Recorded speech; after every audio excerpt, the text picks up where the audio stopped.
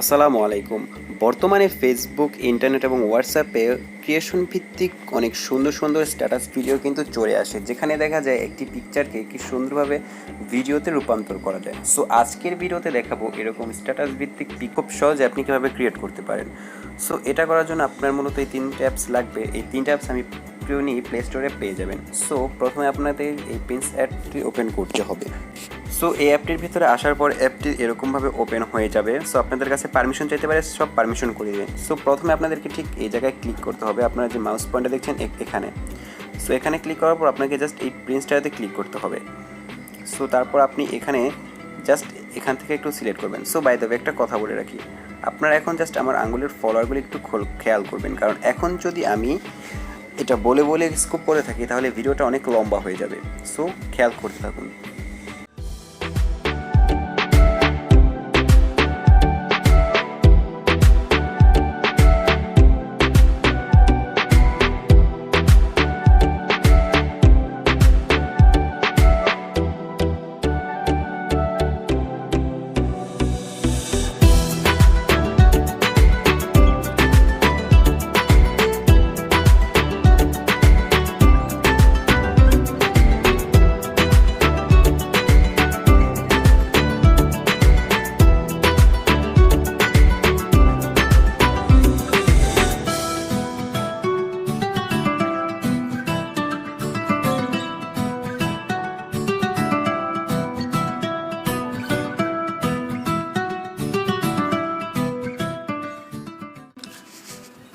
তো তারপর আপনারা কি করবেন, তারপর আপনারা জাস্ট এখানে যে 3 ডট মেনুটি দেখতে পাচ্ছেন এখানে ক্লিক করবেন।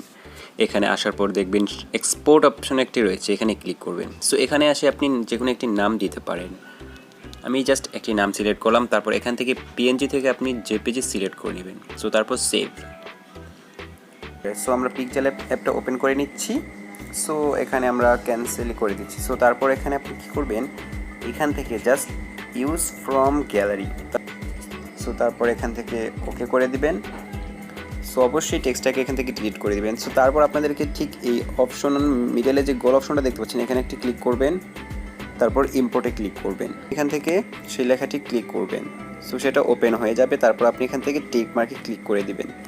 সো দেখুন এটা কিন্তু চলে এসেছে। সো এটাকে আপনি আপনার ইচ্ছে মতো জায়গায় স্ক্রল ডাউন করে রেখে দিবেন। সো ওকে রেখে দিলাম। সো তারপর জাস্ট তেমন কিছু না, এখানে এই সেভ মেমোরি আইকনে ক্লিক করে সেভ এস ইমেজ দিয়ে এখানে আপনি আলট্রা করে সেভ টু গ্যালারিতে ক্লিক করে দিবেন। সো আমরা ইনশর্ট অ্যাপ্লিকেশনটি ওপেন করে নিচ্ছি। তো অ্যাপটি ওপেন করার পর আপনি ভিডিওতে ক্লিক করবেন।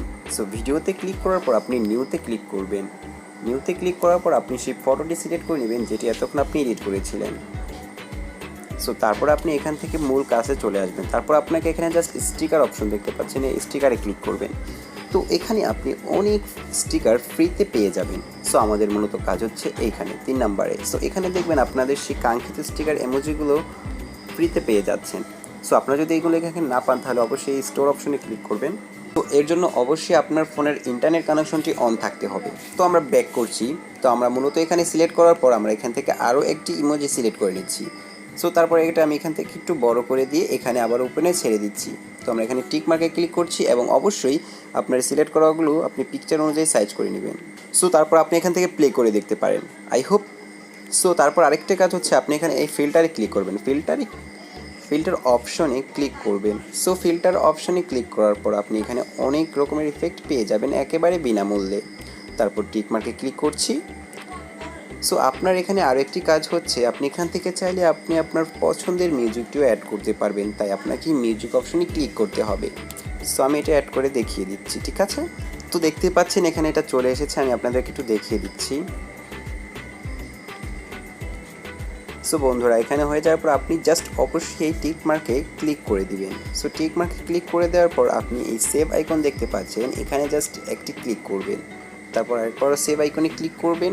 সো এখানে 3টি রেজুলেশন চাইবে, আপনি আপনার পছন্দ মতো যে কোনো একটি রেজুলেশনের উপর ক্লিক করে দেওয়া মাত্রই ভিডিওটি অটোমেটিকলি সেভ হয়ে যাওয়া শুরু করবে।